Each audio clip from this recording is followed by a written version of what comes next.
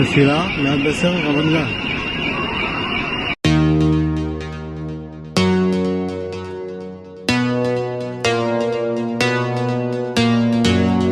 Iron Dome milik Israel kembali gagal mencegah serangan rudal milik pasukan Hizbullah.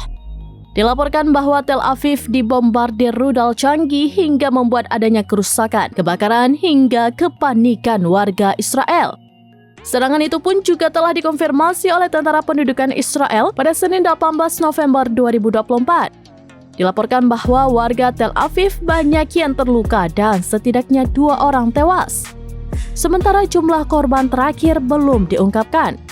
Sebuah media Israel melaporkan bahwa rudal itu ditembakkan oleh Hizbullah Lebanon dan mendarat di Tel Aviv, di mana rudal canggih itu yakni rudal Fateh 110.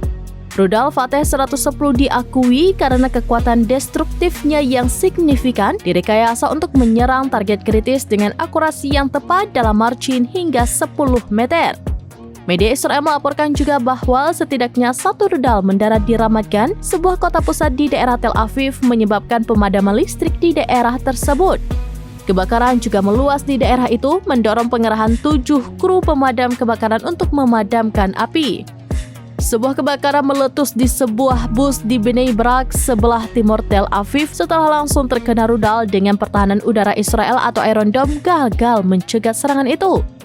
Diberitakan sebelumnya, koresponden urusan militer untuk Israel, Hayom, menyebut pasukan Israel atau IDF belum mengalahkan Hizbullah.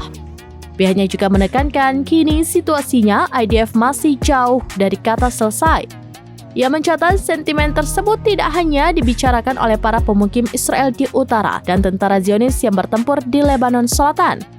Senada dengan itu, penasihat strategis Barak Sari mengatakan bahwa Hizbullah tengah bergerak menuju perang gesekan yang berkepanjangan.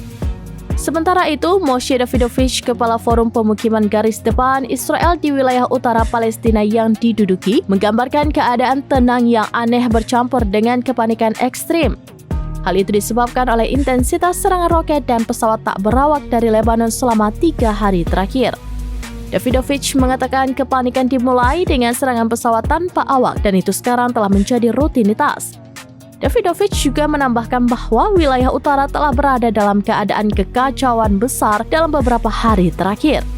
Davidovich mengatakan para pemukim Israel tidak merasa aman dan mereka juga tidak yakin dapat kembali ke rumah mereka karena mereka